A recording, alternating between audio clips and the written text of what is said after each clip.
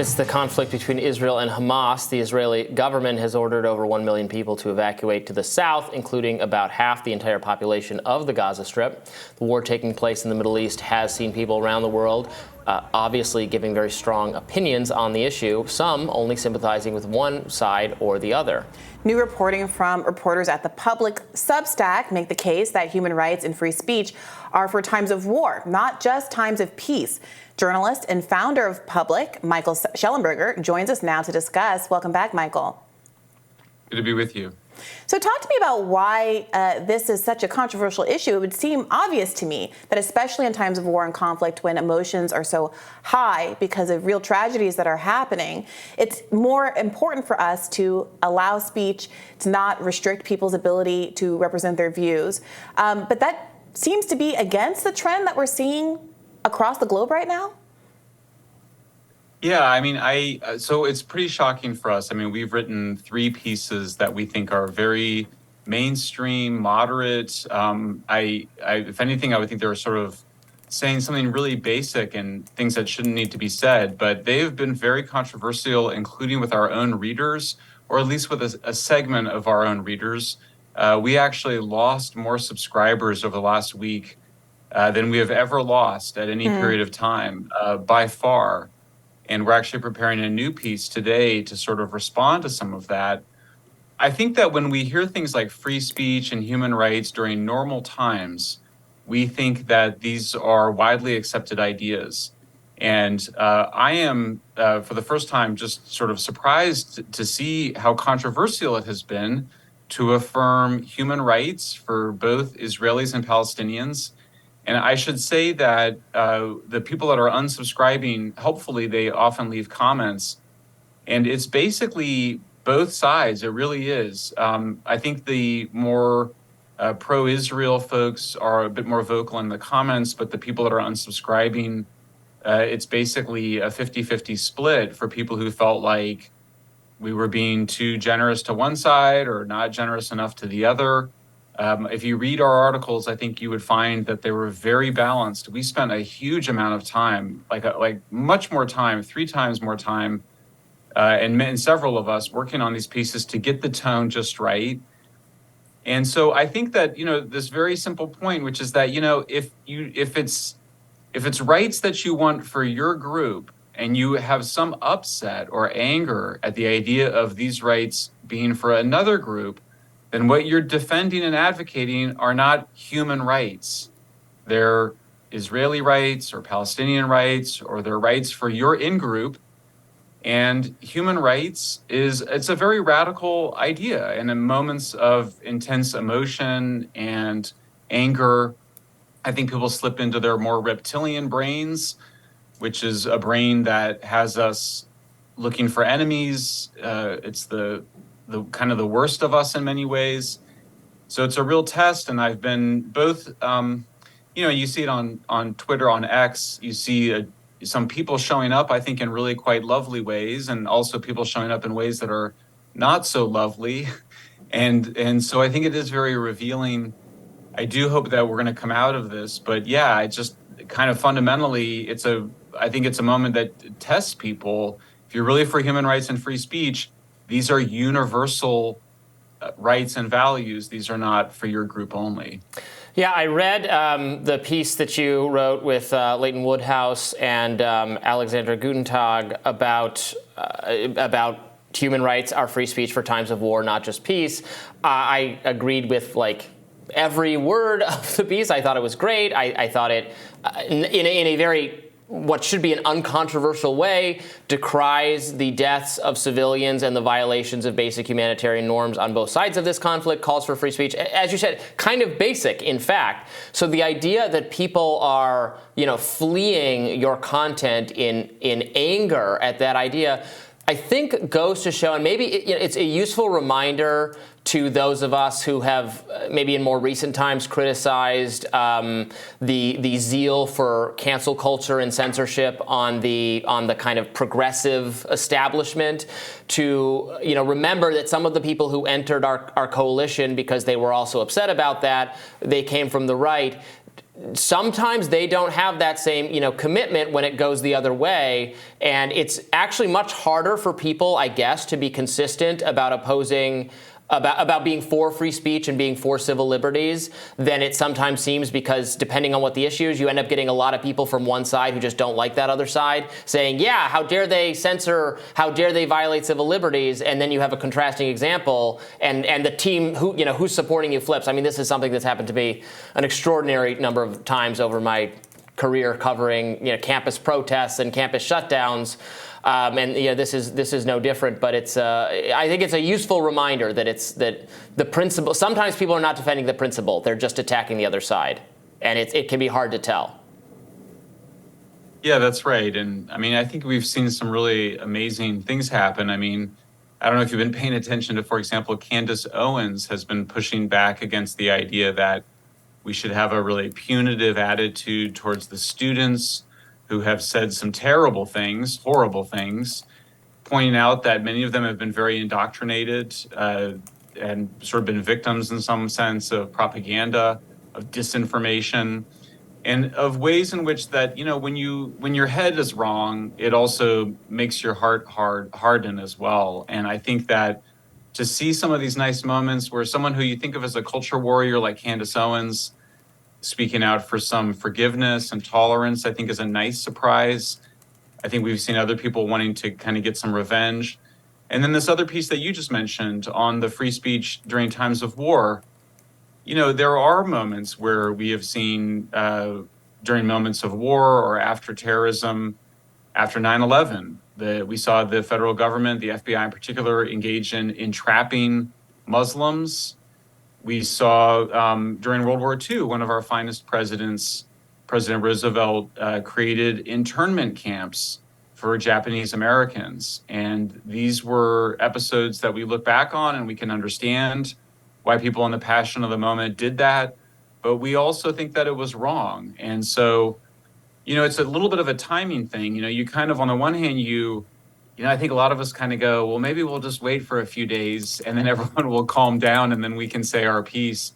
But of course, the moments that require us to speak out for these universal values are precisely when people are at their most passionate and their hottest. And so I do think, so we were, we kind of got together for us and we said, look, we're happy to have fewer subscribers.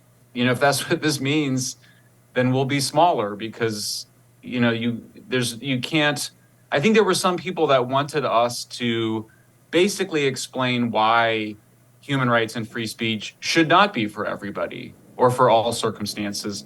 And of course, we weren't willing to do that. And I think that those folks ended up unsubscribing. And our view was, good riddance. And maybe you'll come back when you calm down. But for now, we're happy to have said our piece. Yeah, I wondered if you can speak to some of the specific examples of kind of not just free speech hypocrisy, but real crackdown on speech around this particular issue of Israel-Palestine. There have been some interesting domestic examples that are kind of, I would say, soft censorship, not literally government censorship or anything like that. But you've seen Mayor Adams said earlier this week that DSA, I don't want to misrepresent him here. So he said specifically that the DSA members carry swastikas and call for the extermination of Jews. Ron DeSantis said that we shouldn't take any Palestinian refugees because they are, quote, all anti-Semitic. All Palestinians are anti-Semitic. You have had a UK official question whether or not people in the UK have the right to wave a Palestinian flag, and then subsequently there were a number of arrests at pro-Palestine events, protests over the course of the last few days. You've seen a crackdown against pro-Palestine protesters in Germany as well. A lot of these European countries don't have the same rules that we have about freedom of expression. And I wonder, if you could speak to which of those issues or others are particularly galling to you, and what you would expect the response to be to those clear examples of kind of government intervention on people's speech rights, to be from the community that has, up until this point, been very critical of free speech overreach, whether it's in the context of the Twitter files or other similar moments in the United States. Yeah, great question. And I'm glad you particularly raised this issue of the demands, both the ban by the French government of pro-Palestine or, pro-Palestinian protests. I believe that Germany took similar measures. I was speaking with a friend, a European friend. I won't say which country, so nobody will know. But this person said to me something about how, well, these protests had been violent.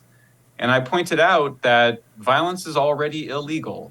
And we had a lot of violence with Black Lives Matter protests in the United States, just to pick on one example. And certainly we can find examples on the right as well of white nationalist or of MAGA protests that turned violent. This should not be difficult to distinguish here. We allow protests of all different kinds, including of neo-Nazis. The most famous example, of course, the neo-Nazis who wanted to march through a neighborhood of Holocaust survivors in Illinois. We allow that in the United States. Now, I grant you there are cultural differences between the United States and Europe. In Europe, the kings basically started giving more and more rights for people to say what they wanted to over a period of centuries. In the United States, we started fresh, and we said our First Amendment is going to be free around free speech to the Constitution.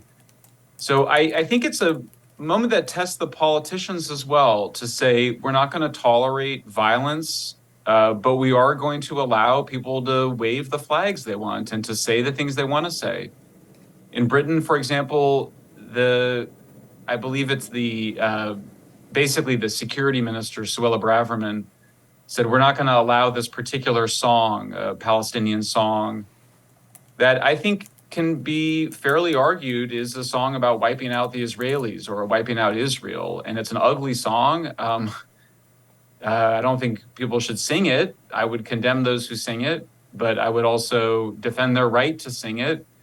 That's a very all-American view. And so sometimes it's funny because the person I was speaking to, when I pointed out that violence is already illegal and we don't allow that kind of violence, but we should allow speech, in part, by the way, I think we sort of assert it as a moral principle, and we should assert it as a moral principle. But part of the reason that we want to allow hateful, ugly speech and prejudicial speech is precisely so we can argue against it. We think that people overcome these prejudices in this open debate and not by being silenced. And I will say at the end of the conversation, I think I persuaded this person around these views. I do think it is different in Europe. I think that there's much more conflict and violence, including with the Muslim and Arab communities there, the immigrant communities. So I don't want to completely moralize, but I do think that our way in the United States of pretty radical tolerance and pretty radical allowing of free speech is a better way, both at a personal liberties perspective, but also in terms of making social progress. Right, because you never know when your speech will be the one eventually deemed hateful if there's someone in charge of determining that. And also, as tense as things are on this issue, clearly this issue actually divides people like none other. As tense and heated and angry as it can get, imagine how tense and angry people could be when you bottle all that in, when you take away their right, to wave a flag or sing a song. Is that going to put them in a healthier place? I don't think so. Yeah, and also the disproportionality. So the chant that you're talking about was this "From the river to the sea, Palestine must be free" chant that Suella Braverman was talking about.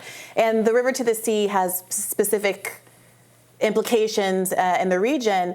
There was also a pro-Israel chant last week where a protester was recorded saying, "Kill all the Palestinians, not all of them, not one left. From the river to the sea, Palestine will be deceased." I mean, are we going to have a world? It's not just that there's these incursions on people's speech rights, but people, I think, are concerned when there's an establishment of one view that's being backed by a government, what the implications of that are more broadly, because it might be your side this time, but what if you don't agree with the government's position the next time? Yeah, absolutely. I mean, I just think we have to have a really cold, rational view of this. I mean, can you imagine if we arrested people or put people in jail for things that they said?